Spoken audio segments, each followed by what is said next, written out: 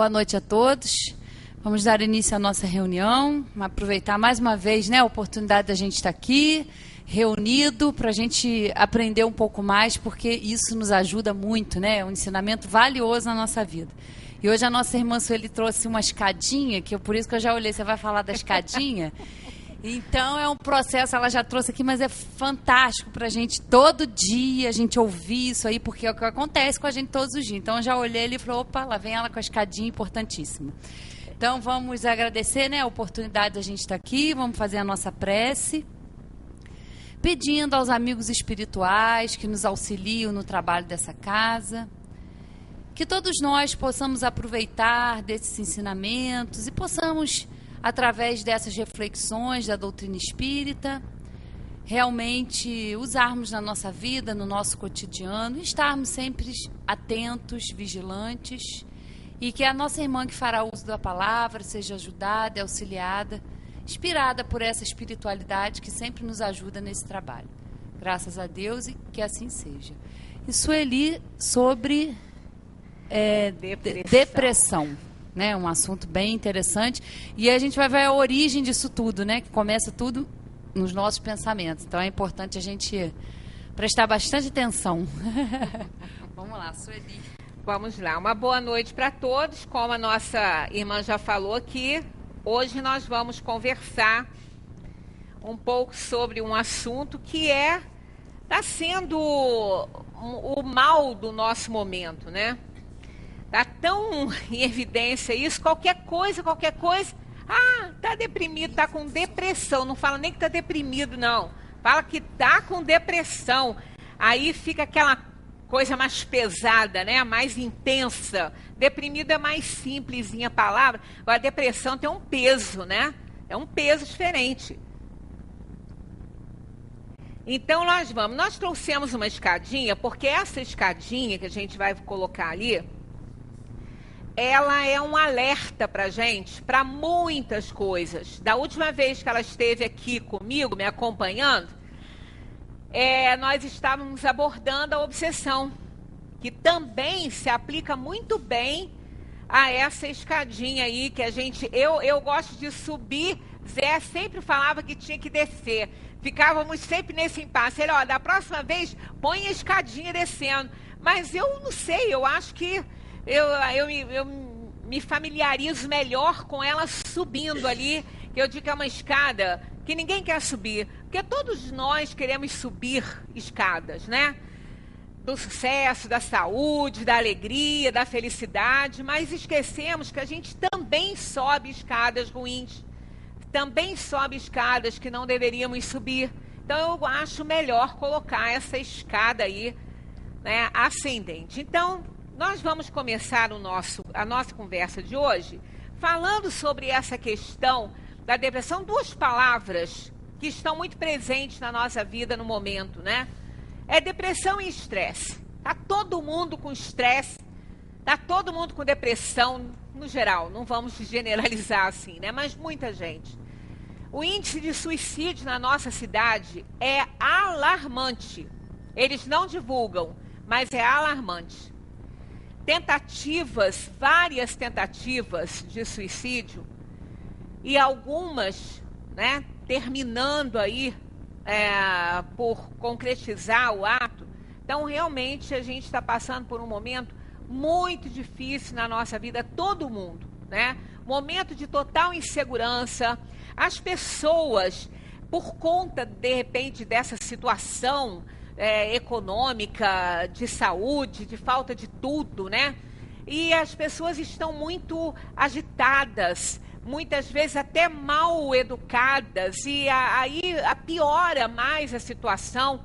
A solidariedade, a compaixão, a caridade está ficando complicado. Às vezes, quando a gente comenta, eu vou cuidar de mim, cada um por si, porque senão não dá, e Deus por todos. Então, a gente está vendo que as pessoas estão ficando mais endurecidas, com mais dificuldade, e acabam, né, piorando mais ainda a situação. Então, estresse e depressão são as palavras que a gente mais está ouvindo hoje em dia. Depressão se define, não é? O dicionário define como um neologismo, uma palavra nova ou uma palavra velha com significado novo, depende do ponto de vista. Nesse segundo caso, situa-se a palavra fossa, né? Ah, eu estou na fossa. Antigamente não falava que estava na depressão, estou na fossa, né? A gente escutava isso, eu achava horroroso, porque é realmente horrível. Fossa é um lugar que ninguém deve estar, né? Nem querer estar, coisa horrível, lugar horroroso, fedorento, quem vai querer estar ali, né? Mas eu acho que em determinadas situações parece que era assim o que definia, de repente, a situação que a pessoa se encontrava, uma coisa grave, né? Tradicionalmente, é uma cavidade subcutânea onde são jogados detritos, quer dizer, a pessoa estava num estado tão ruim, né, numa situação tão ruim, que ela estava se achando assim, né? É usada também para definir um estado de ânimo, né?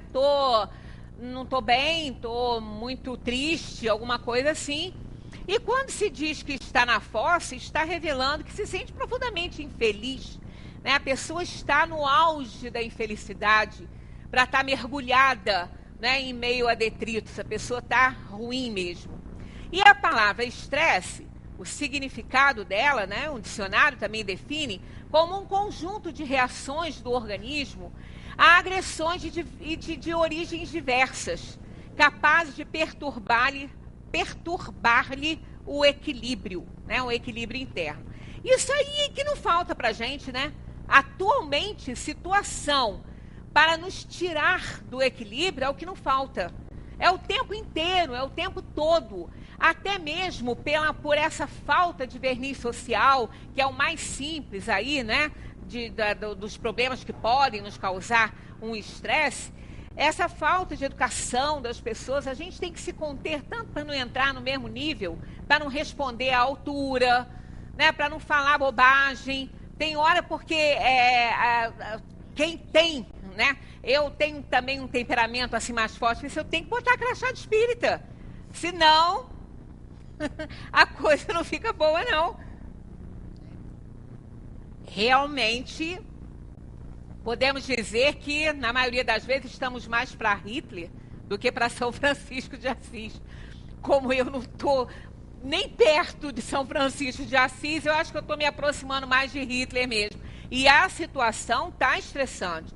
Tem hora que a pessoa tem que realmente ficar quietinha, contar, pensar, né? Entrar num estado de graça para não avançar em cima da pessoa, né?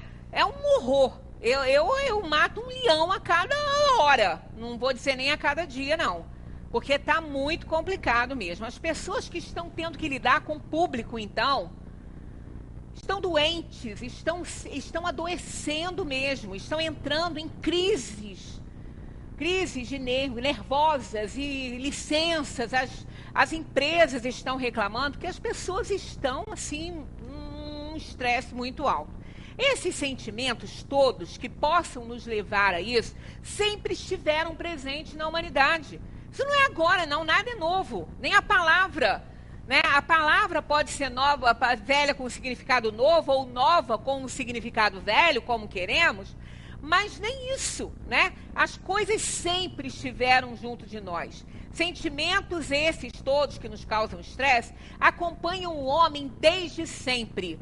Claro que em situações diferentes, mas estressa também, né? Estressa também. Em todas as situações nós encontramos coisas que estressam a pessoa em todas as profissões, em todas as situações.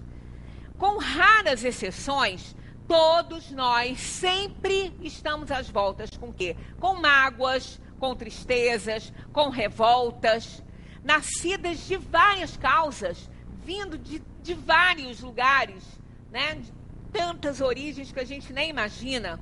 É no dia a dia, porque viver é muito fácil, basta estar ali com saúde, princípio vital ativo, órgãos funcionando, coração e cérebros funcionando. Agora, conviver que é o problema, conviver que é complicado, né? Porque a gente tem que começar a se dominar, a domar as tendências inferiores, né? É isso que caracteriza o espírita.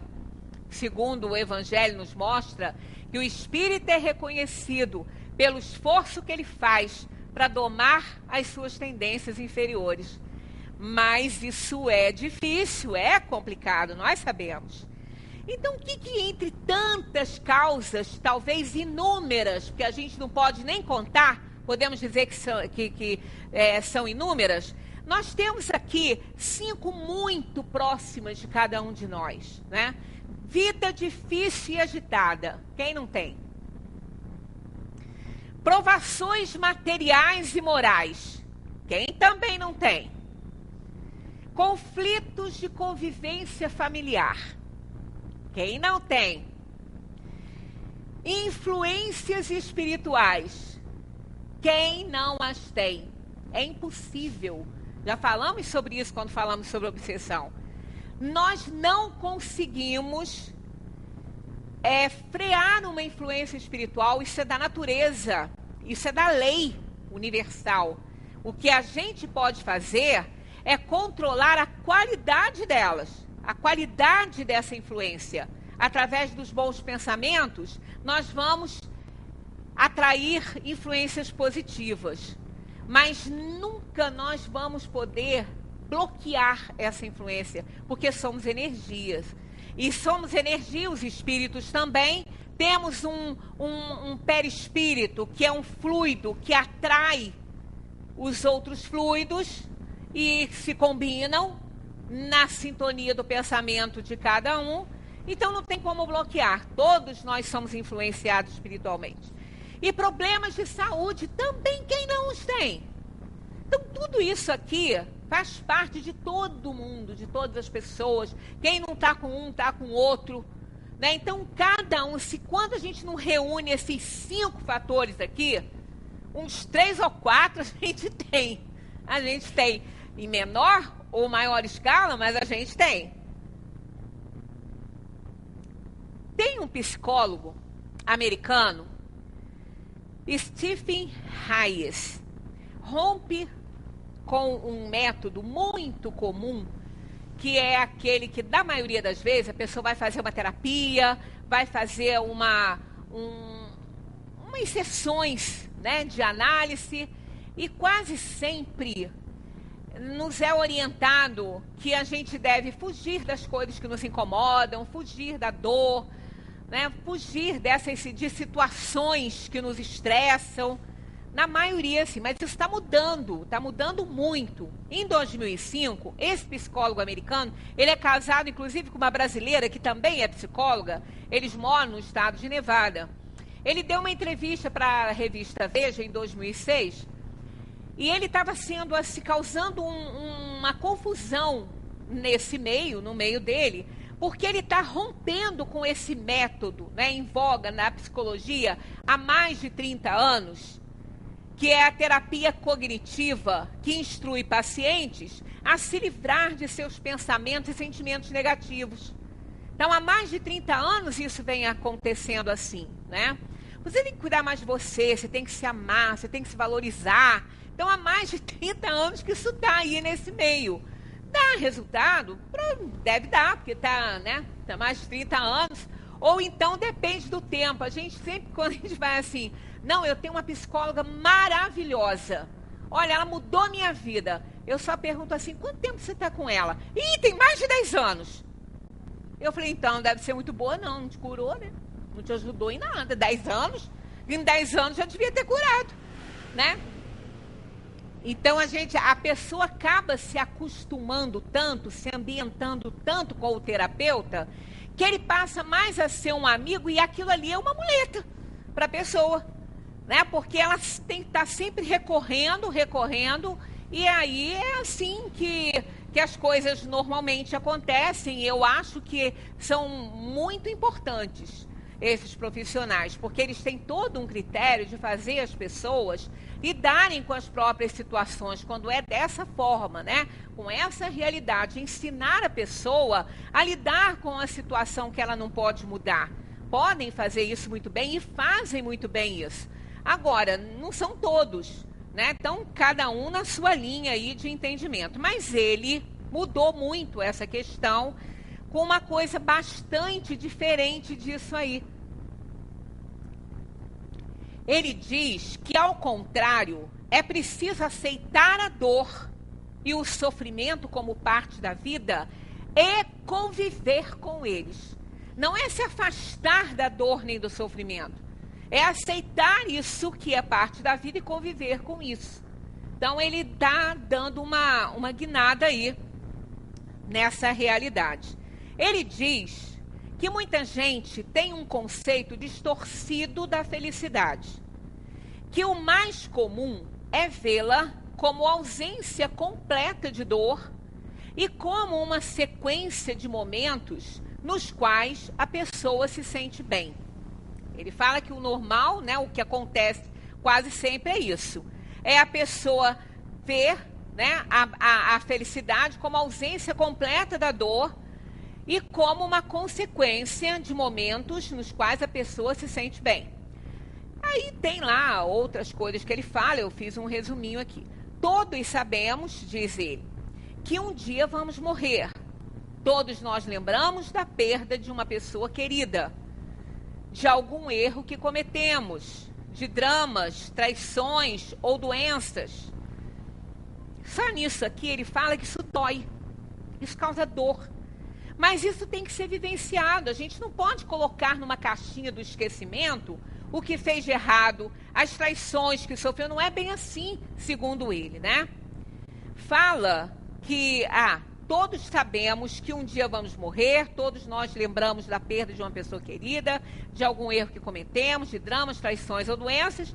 Fala que a diferença entre o homem e as outras criaturas está na capacidade que ele tem de usar suas habilidades cognitivas, que são as habilidades do pensamento, do entendimento, para remoer os erros e infortúnios do passado, né? Para remover, para revolver aquilo ali, os erros e infortúnios do passado, e temer as incertezas do futuro.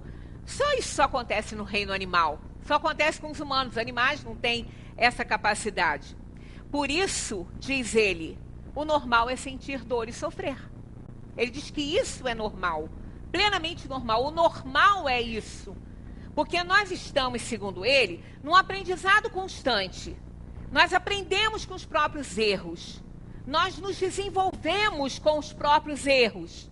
Porque a gente erra, aprende e não faz direito. Isso é o ideal, né? Porque se a gente ficar permanecendo no erro, nós estaremos abdicando da maior conquista do espírito humano, que é a capacidade de avaliar, de raciocinar, de ter consciência de causa, né?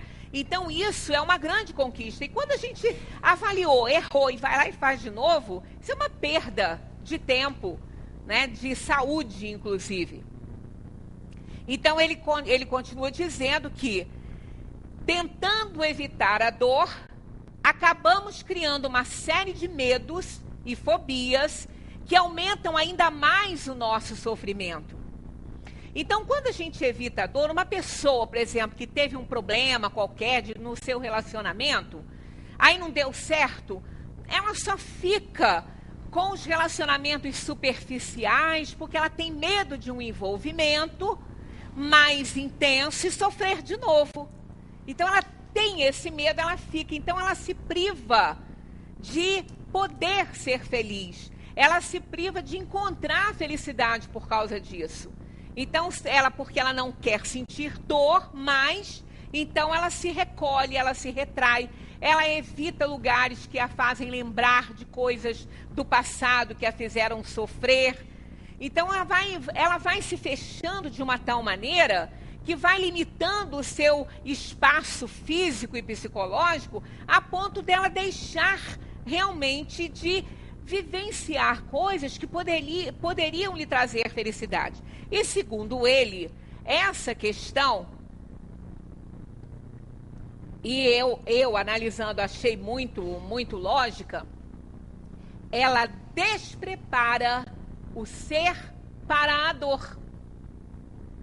Ela não acostuma as pessoas a enfrentarem situações, a o medo, a fobia, o querer preservar-se da dor, faz que a pessoa não crie resistência, não crie forças para enfrentar, porque vai ter que enfrentar. De uma maneira ou de outra, a dor vai chegar, ela faz parte da vida. A dor e o sofrimento fazem parte da vida. Né? A gente vai ficar, eu vou ficar igualzinho aquele personagem Diógenes, né, o grego, que não tinha nada. Ele morava num barril, que ele achava que nada era necessário. Aí ele tinha uma canequinha que ele bebia água. Ele viu uma criança bebendo água com a mão assim, jogou a canequinha fora. Não preciso mais disso também, não posso beber água assim. Aí um dia Alexandre o Grande chegou para ele e ofereceu a ele o que ele quisesse. O que ele quisesse. Aí ele olhou para ele e falou assim: eu não desejo nada dos seus bens. Eu só quero de você que não me tires o que não me podes dar. Aí ele olhou, mas o quê? Ele falou assim: o sol que você está tapando. Eu não estou recebendo a luz do sol. Então a gente fica pensando, mas ele era tão desprendido. Mas já a história verdadeira, né? A conotação disso aí, não era porque ele era desprendido, não. Ele era adepto da questão, não ter nada para não ter que perder. Né? Então, isso aí é que é a moral dessa história de Diógenes, né? Ele era adepto do cinismo. Né? O que é isso? Não é aquele deboche, não. Esse cinismo de Diógenes vem de sino, cão, do cão. Porque ele achava que os cães eram felizes, porque eram livres, iam e vinham para onde eles quisessem, eles não tinham dono, eles andavam pela rua, paravam, faziam o que eles queriam, e eles não possuíam nada. Então, por que Diógenes era assim? Porque ele tinha pavor de ter que perder. Então, ele preferia não ter. Então, será que vale a pena a gente não ter relacionamentos, a gente não ter nada para não ter que perder? Ou não é melhor a gente enfrentar os problemas, aprender a perder, lidar com a perda, resignar-se diante da perda para ganhar de novo? Não é? Então, isso são questões relativas. Né? Cada um vai fazer a sua análise. São tantas as correntes de felicidade que tem aí, né, na filosofia para a gente aprender. Mas eu gostei demais dessa posição desse psicólogo.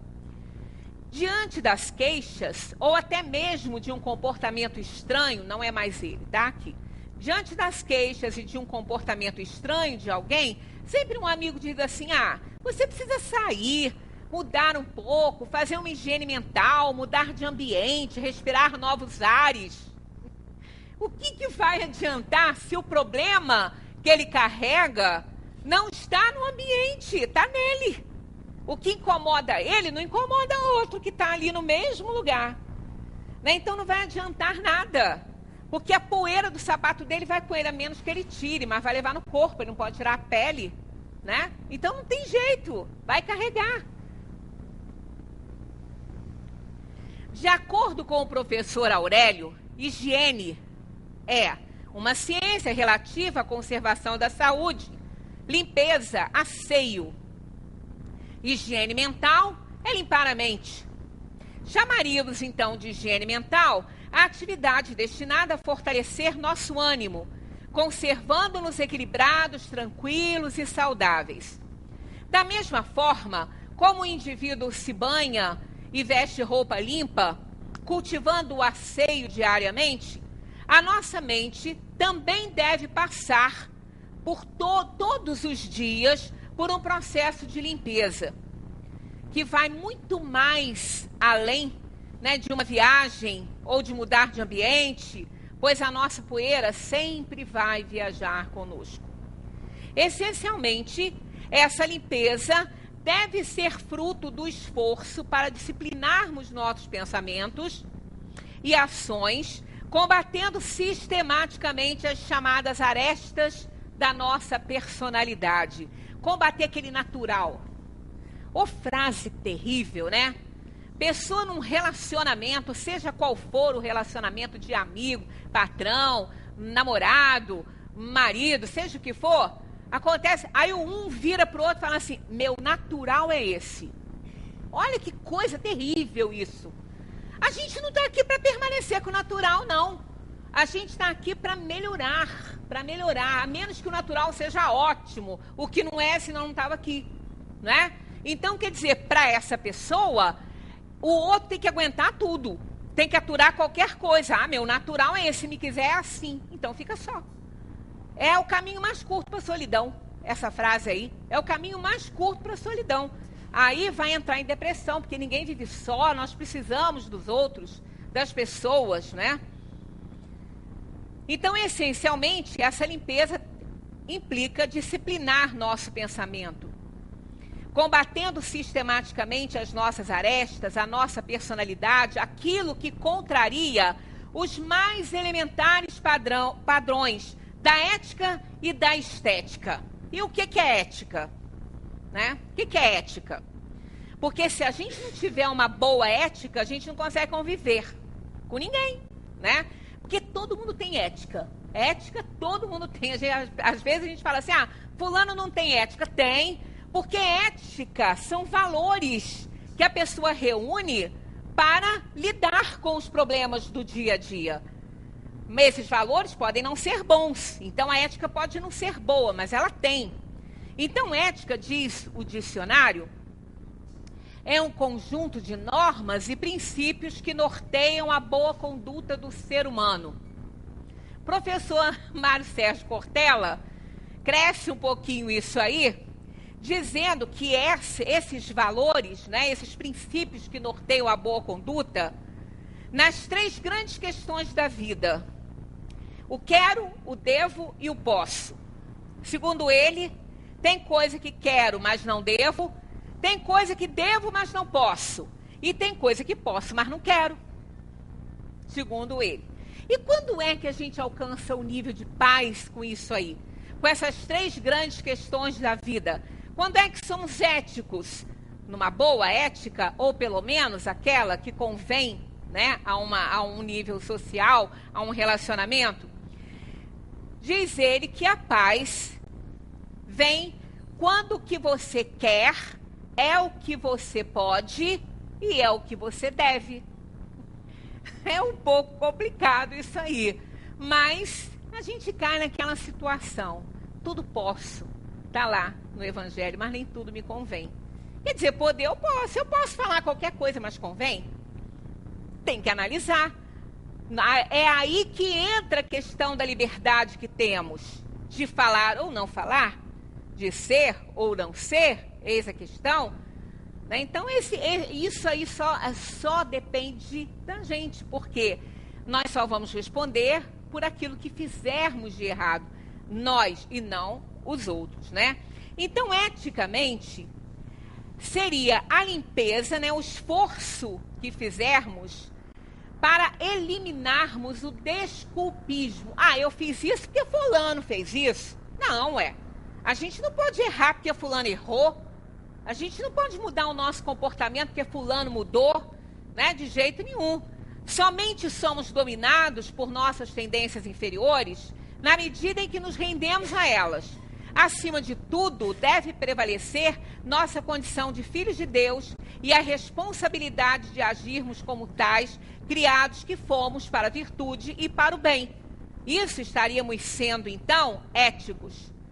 Estética, diz o Aurélio, é o estudo das condições e dos efeitos da criação artística.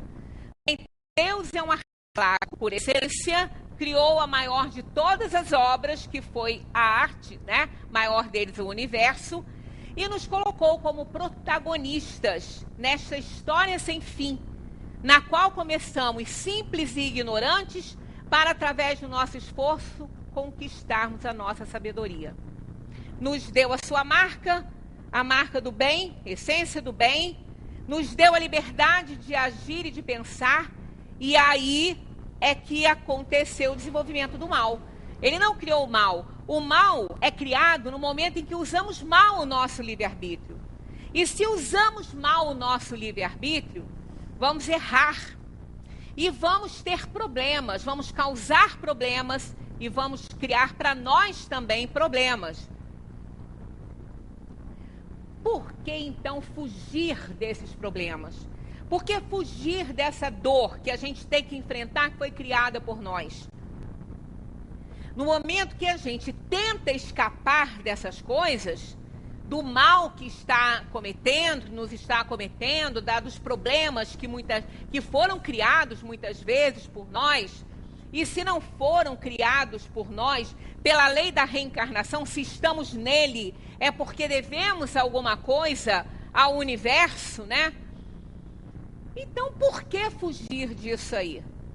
Aí é que está o problema, que esse psicólogo fala. Não podemos fugir de nenhuma dor nem de sofrimento, porque ela está em nós. E no momento que nós não nos fortalecemos diante disso, a gente não consegue lidar com perdas, com conflitos familiares, não conseguimos lidar com os problemas morais, porque a gente foge disso o tempo todo. Aí entra em depressão. Quando chega o problema, a gente não aguenta. A gente não sabe viver com aquilo. Aí começa a adoecer. Começa numa tristeza, começa a se aborrecer, aí vai subindo aqueles degrauzinhos que daqui a pouco a gente vai colocar lá. Aquela questão do natural, né? A gente lembra até a história do escorpião, que eu às vezes conto aqui. Da rã e do escorpião. O escorpião queria atravessar um lago, mas ele não sabe nadar, né? Ia morrer afogado. Aí ele pediu a rã para ajudar. Pediu uma carona para ela. Ela falou, não posso te dar uma carona, você vai me picar, eu vou morrer. Porque você é venenoso. Aí ele falou, não, mas eu não vou te fazer isso, eu prometo que eu não vou maltratar você, eu só quero uma carona. Ela confiou nele. E lá foram eles. Lá pelo meio do lago, ele cravou o ferrão nela. Ela, por que você fez isso comigo? Ele falou, eu não queria, mas meu natural é esse. Então é isso que nós fazemos com as pessoas, né? Nós ferramos as pessoas, nós prejudicamos as pessoas, porque o meu natural é esse, você já devia saber, né? E aí a gente obriga a pessoa a entrar num processo doloroso, e para ela escapar daquilo ali, ela não quer mais se relacionar, ela não quer mais vivenciar, não confia mais nas pessoas, porque não enfrenta o problema, né? Não enfrentou, não criou resistência. Quem aqui não conhece pessoas que são verdadeiras fortalezas? Não é? Eu tenho ainda, né? Porque ela continua vivendo, uma tia que era pequenininha. Ela é até mãe daquela menina que é presidente da Associação dos Deficientes Visuais, da Ivone, que é muito conhecida, né? Ela era pequenininha e baixinha, mas ela era uma rocha, ela era uma fortaleza, né? E ela era minhonzinha, frágil, olhava para ela assim, se desse um vento forte, era capaz de derrubar. Mas nunca nada a derrubou, ela tinha uma fé, ela tinha uma força, ela tinha uma coragem para enfrentar a vida, enfrentar tudo, e ela teve tantos problemas, ela passou por todas as tristezas que uma pessoa encarnada pode passar, né, por todas as dores grandes que a pessoa pode passar, né, perdas de filhos, doenças graves. Ela passou por tantos problemas e ela foi com 90 e poucos anos uma rocha, né? Já foi porque o organismo cansou. Então a gente vê que quanto mais, quem aqui não conhece pessoas assim, que levam por doada da vida, levam porque tem toda sorte de problemas, mas estão ali, em pé, duras, enfrentando a situação. Não tem medo disso aí. Por quê? Vai sempre enfrentando os problemas, não vai tentando descolocar para escanteio, botar sujeira para debaixo do tapete. Limpa o ambiente. Tem aquela disciplina de estar sempre enfrentando as coisas com coragem. Uma pessoa assim não deprime nunca. Ela não tem depressão, porque é uma pessoa forte, ela enfrenta as situações. Agora, quem não enfrenta, tem. Tem porque quando chega, não consegue lidar com o problema. É igual aquela criança super protegida, né? super protegida, nunca pode ter contato com nada, com sujeira. O dia que tem, pega uma doença. Morre quase, por quê? Não está acostumada com a sujeira, né? Com a sujeira do mundo. Diz Stephen Hayes, ou Hayes, não sei o nome dele, que nosso conceito de felicidade está ligado a emoções de curto prazo e que isso não é verdadeiro. As pessoas devem definir o que realmente querem da vida a longo prazo. Ver quais seus valores, viver de acordo com eles. Segundo ele, isso é ser feliz. E é o que a gente aprende no Espiritismo. Descobrir nossos valores, conviver com a situação. Todos nós estamos, entre aspas, plantados. Eu falo isso conotativamente, porque ninguém é árvore, ninguém é vegetal para estar plantado. Quando ele se colocou, onde temos que estar. E é ali que a gente vai crescer, vai ter que enfrentar as situações. Foram escolhas de provas que nós fizemos. As pessoas devem definir o que elas querem realmente, como ele fala, para longo prazo. Descobrir quais são seus valores, viver de acordo com eles. E segundo ele, isso é ser feliz e é verdade. De nada adianta querer ser feliz o tempo todo. Ninguém vai ser feliz o tempo todo. Até porque quem empurra a sujeira para debaixo do tapete, quem empurra a dor para o lado, não é feliz. Porque ela não vai deixar de existir, ela está lá. Né? Ela não vai sumir porque a gente não está enfrentando. A vida nos coloca em situações nas quais a dor é extrema e a gente não pode evitar, então vai ter que enfrentar. Não é quando um filho está diante de da mãe do leito de morte, o que ele pode fazer? Ele tem que aceitar. Né? A perda de pessoas amadas é uma dor enorme, mas o que nós podemos fazer? Somos impotentes diante disso. Temos que enfrentar essa situação, não tem volta. Né? Então é ter coragem para enfrentar, porque se não tiver, vai deprimir, vai entrar em depressão, vai morrer. Porque a depressão mesmo, o estágio maior de toda dor, que a depressão é o estágio maior de toda dor, né? De qualquer dor. Por perda de gente querida, perda de bens, qualquer coisa que nos incomode, que nos faça sofrer. A depressão é o mais alto grau dessa dor, desse sofrimento, seja ela qual for. Então, quando chega lá, não tem jeito, dificilmente retorna. No alto grau, não tem jeito mais, a pessoa não quer, ela quer morrer. Essa é a diferença. Qual é a diferença de uma depressão para uma tristeza intensa? É isso. A diferença é essa. A maioria que tem por aí não é depressão, não, é tristeza profunda. É uma tristeza grande. A diferença entre as duas é que na depressão a pessoa não quer mais nada, ela só quer morrer. Ela não quer se relacionar com ninguém, ela não tem mais ligações afetivas, as pessoas não importam mais para ela, não interessam, sejam quais forem essas pessoas, o que representaram na sua vida. Então, se chegar para um paciente que ele foi diagnosticado que ele está com depressão, pergunta se ele quer morrer. Se ele falar que Deus me livre, estou procurando ajuda, ele não está em depressão, ele está numa tristeza grande, numa tristeza profunda. Como diz Manuel Bandeira, que estava tão triste de não ter jeito, isso aí se confunde com a depressão, mas não é. Não chega a ser. Encontrar seus valores é importante, diz ele.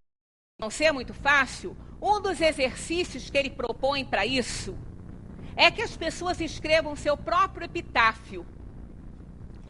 É difícil, né? Mas ele fala isso, que é importante. Uma frase que considera indigna de ser colocada em seu túmulo. O resultado geral, nas sessões que ele fez, é algo próximo disso assim. Aqui jaz fulano de tal, né? Seja quem for a pessoa. Que amava muito seus filhos, que amava muito sua família. Ninguém colocava lá, aqui jaz fulano de tal, que tinha uma casa maravilhosa, que tinha muitos bens. Né? Ninguém escrevia isso. Que sofria de ansiedade, que era deprimido. Ninguém põe isso. Põe lá, que amava muito sua família, que amava muito seus filhos. Ali sabe o que realmente é valor, é valioso para a vida. Né? Nesse momento a pessoa sabe.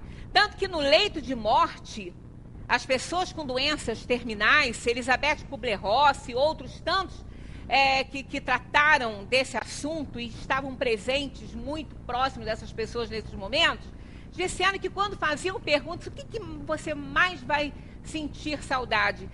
Aí as pessoas falam, vou sentir saudade de não ter vivido mais com a minha família, de não ter amado mais, de não ter entendido mais as pessoas, de não ter ficado mais próximo das pessoas que amam, que eu amava, né, e ainda amo. É isso. Então, nesses momentos é que a gente vê o que realmente vale a pena. Então, o que ele propõe é isso, é que a gente comece a acordar muito antes de ter um problema, para a gente ver o que realmente vale a pena e deixar de se aborrecer por bobagem, para não chegar a um ponto extremo de depressão. Diz ainda que as artimanhas que usamos para não sentir dor nos desviam de nossos objetivos e é por eles que vale a pena viver.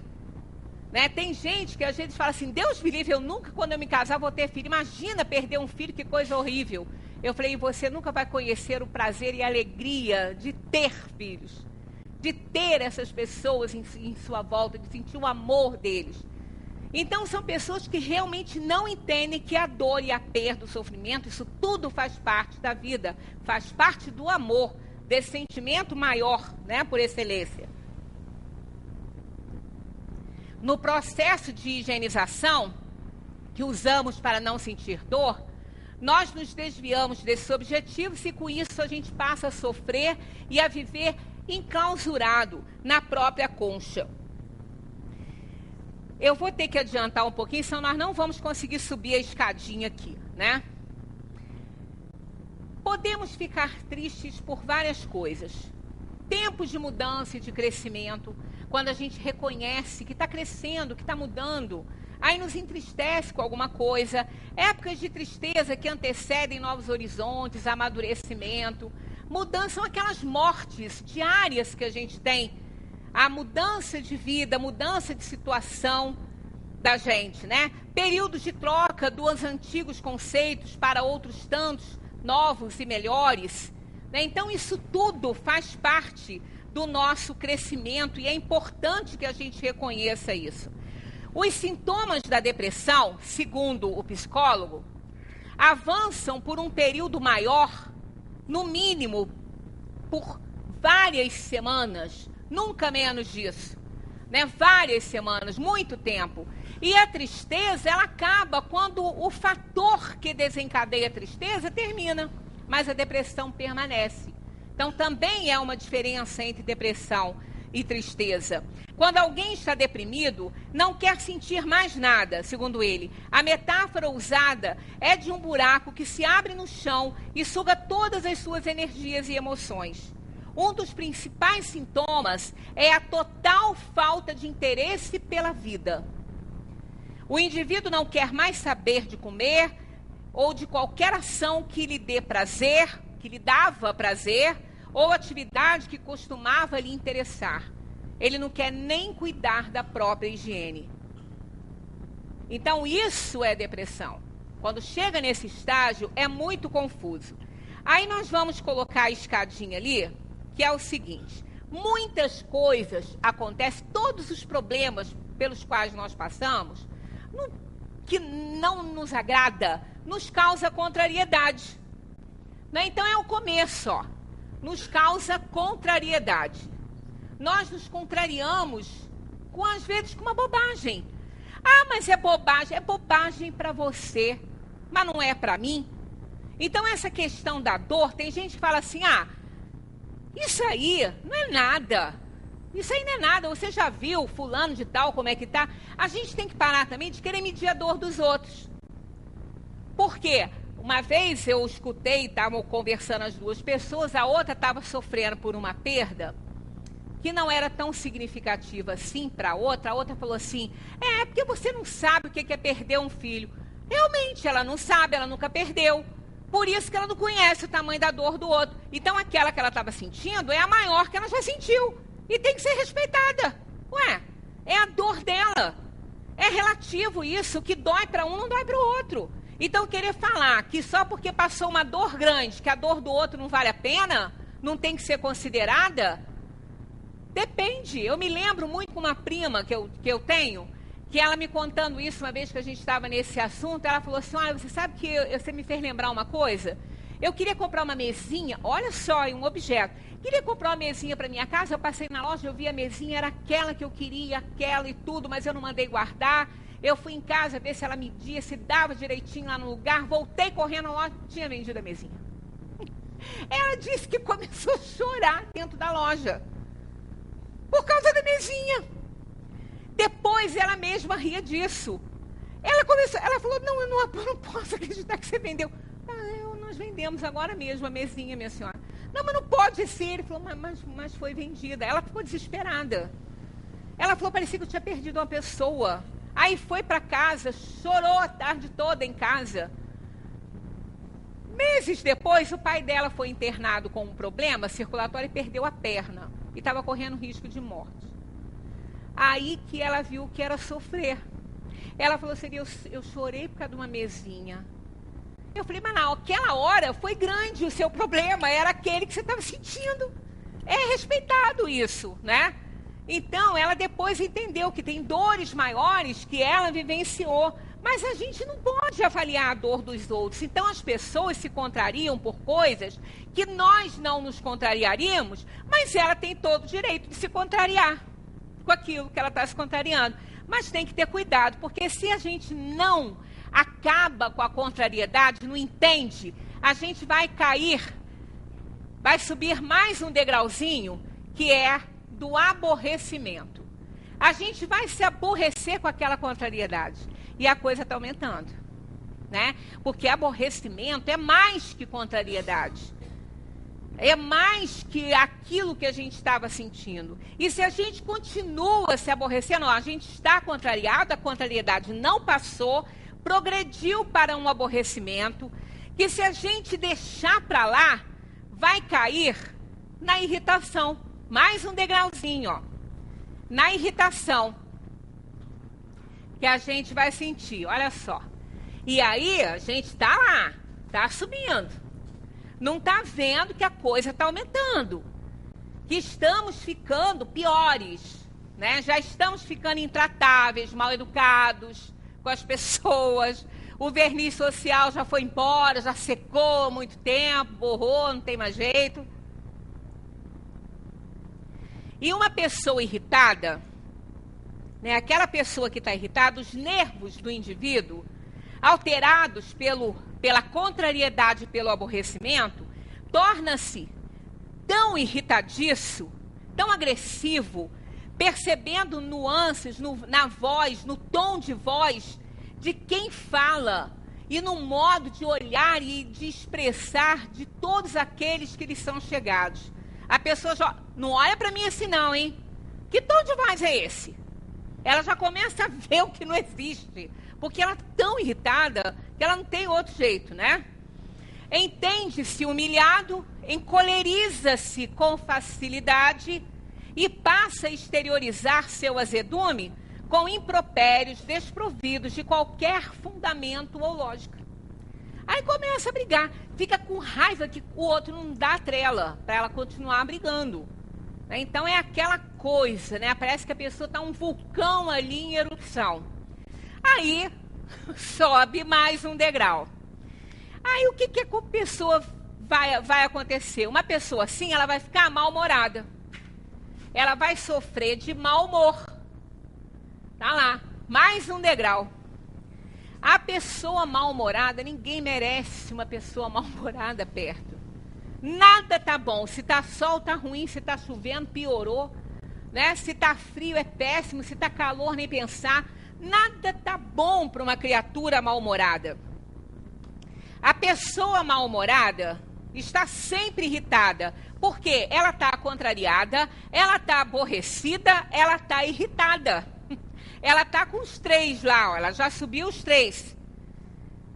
Desde o despertar até o adormecer, quando permanece no mesmo estado vibracional, aí encontra com aqueles amigos espirituais inferiores na emancipação pelo sono do corpo, com ligeiras alterações, uma vez que logo estabelece um forte campo de imantação com a espiritualidade padecente do mesmo mal que ela padece, que com cruel habilidade mostra-lhe aspectos dos fatos vivenciados no dia a dia, vai ao subconsciente com realizações passadas até de outras vidas, e a pessoa fica aterrorizada. Ao despertar para o novo dia, a pessoa obsidiada vai logo identificando aqui e acolá itens de contrariedade, aborrecimento, irritação, como se fora o desjejum alimentar de seu doentio estado emocional. Está num ponto crítico. Em seu desvario, caso alguém lhe solicite paciência, explode aos gritos, com ira incontida.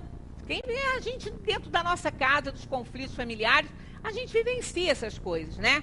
Se não lhe dão ouvidos para não piorar a situação, grita e reclama que ninguém lhe preste atenção, ou escuta o que ele está dizendo, ainda fala assim, como parecer calmo diante de tanta indiferença, de tanta incompetência, de tanta irritação dos outros. Pois é, aqui a pessoa ainda está num estado que tem como ela retornar fácil. Ela consegue compreender, né? Ela vai ouvir alguma coisa, ela vai atender um apelo de um amigo, fulano, para quê? Para que esse mau humor? Para que se irritar desse jeito? Aí aos poucos ela vai descendo. Aí fala, para que mesmo que eu me aborreci com isso, né? Me contrariei com isso, para quê? Né? Sempre tem amigo, é coisa muito boa.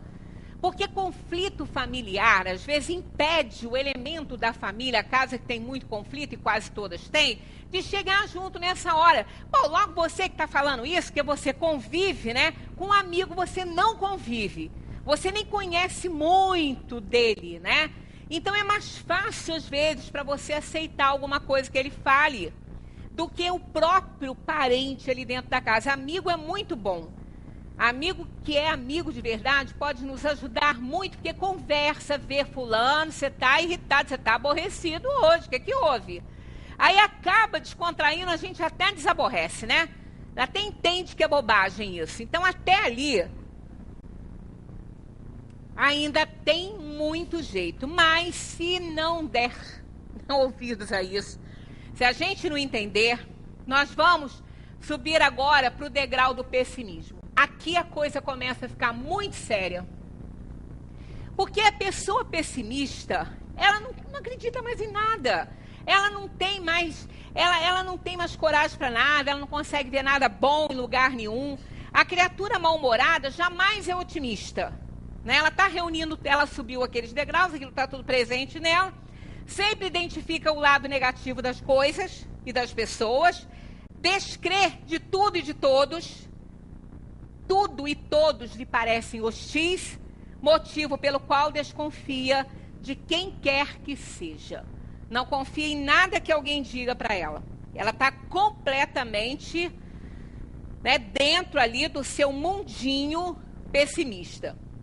Aí, o que acontece com uma pessoa que não consegue enxergar nada de bom, que não consegue enxergar nada de bom nas pessoas? Ela se frustra, porque ela se sente sozinha.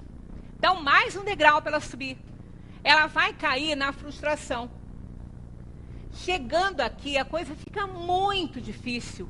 Porque uma pessoa frustrada, ela tá envenenada pelos outros degraus também. Ela já está num estado muito complicado. Nada acontece, ela não confia, não tem mais nada, né, para ela. O pessimista é uma pessoa frustrada por antecipação em seus cometimentos. Quem sofreu uma frustração e não consegue se desligar do fato ocorrido, que fica remoendo e revivendo a ocorrência, salta mais um degrau no estado obsessivo.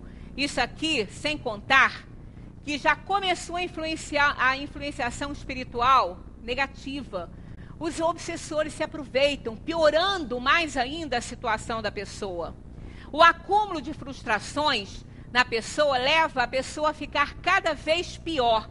O frustrado é também triste, como uma tristeza orgulhosa, porque a gênese de sua tristeza é a sua própria individualidade. Ele não pode nem culpar ninguém.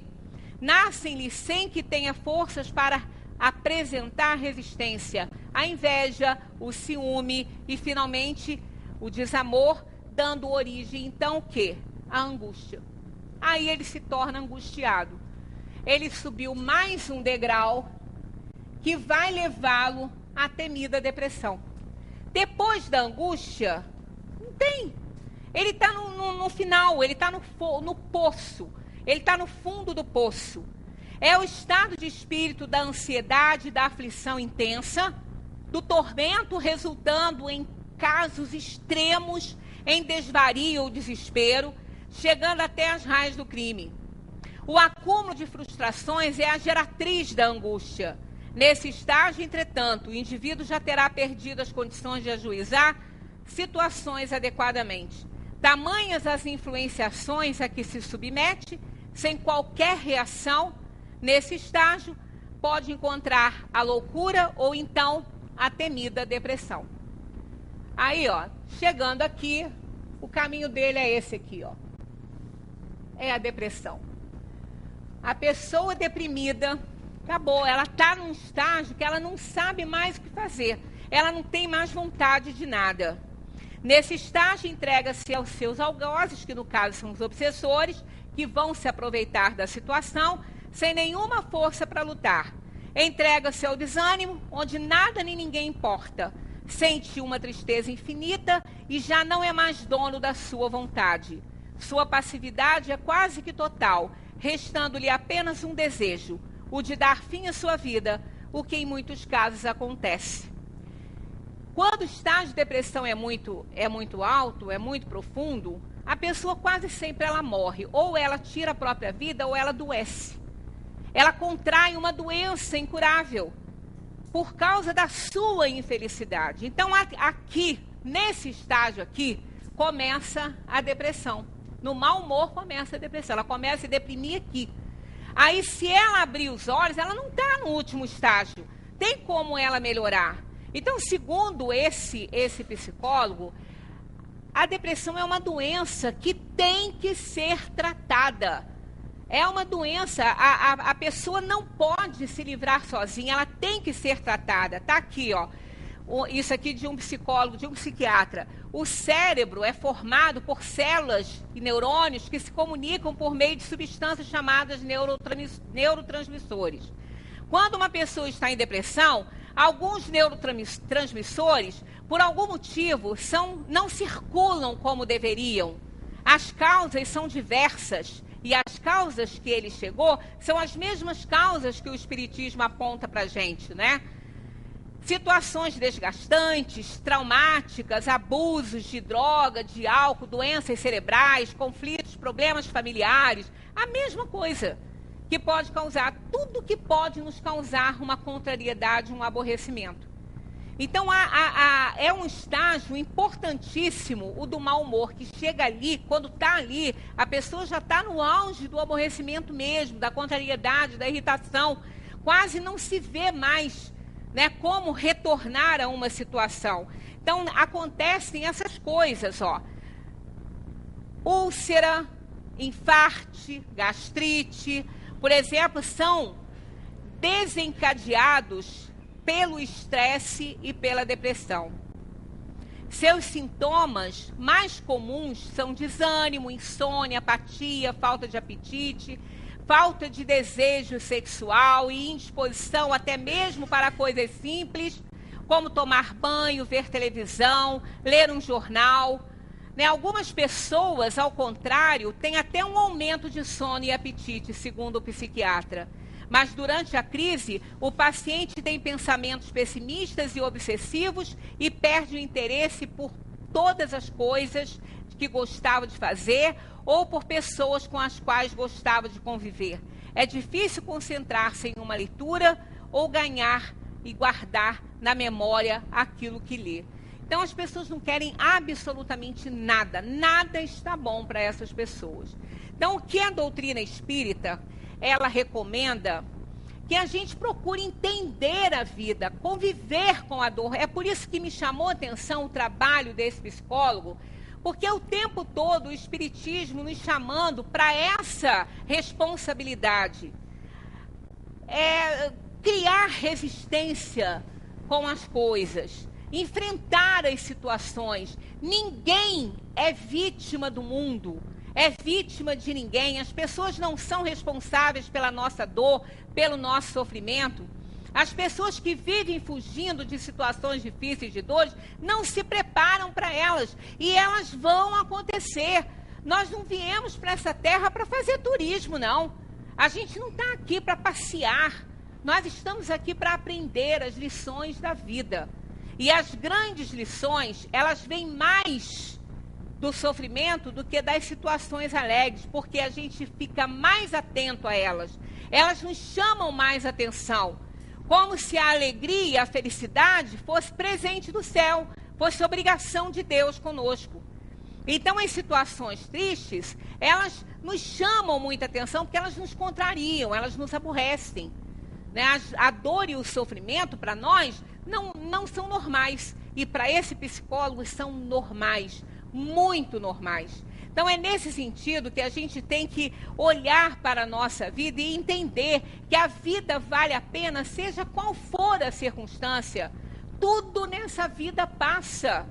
Não há nada que permaneça. A natureza passa, tudo passa. A flor desabrocha, cumpre o seu curso, murcha, vai para a terra, joga suas sementes para dar novas flores. Então, nós estamos nesse mundo para a gente aprender a enfrentar os problemas.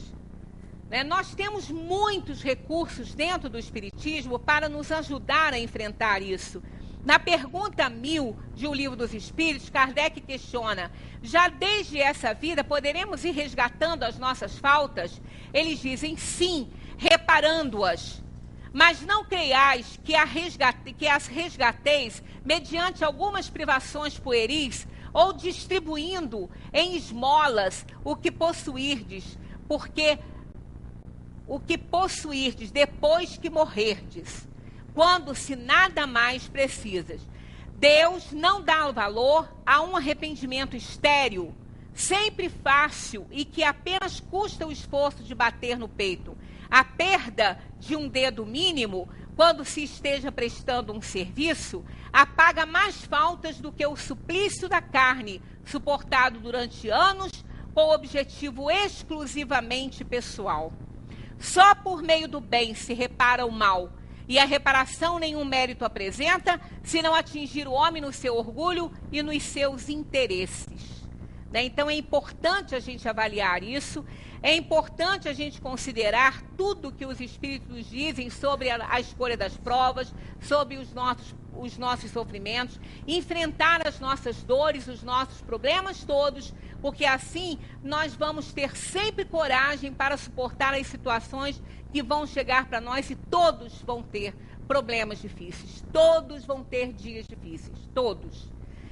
Na próxima vez que nós estivermos juntos, eu vou trazer a continuidade desse assunto, dessa palestra, que é a resignação e a resiliência, que é uma abordagem muito importante da criatura diante da dor e do sofrimento, para que ela evite situações de contrariedade, aborrecimento, estresse, tudo que pode levá-la a um grau máximo de depressão e a se desgostar da vida. O bem maior que nós temos, maior presente que Deus nos deu, a grande oportunidade de evoluirmos, de sairmos daqui desse mundo modificados, mais solidários, mais caridosos, né? Mais amorosos com os nossos semelhantes e com tudo que existe, porque tudo que existe é respeitável, porque é criação de Deus.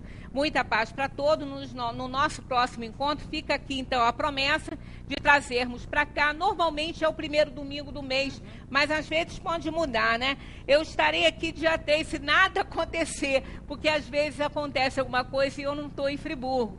Mas estando no dia 3, eu trarei esse assunto, resignação e resiliência, que ajuda muito, porque, ao contrário do que muita gente pensa, resignar-se não é acomodar-se diante da dor, é enfrentar a dor, entendê-la e criar uma situação de enfrentamento para ela. Muita paz para todos.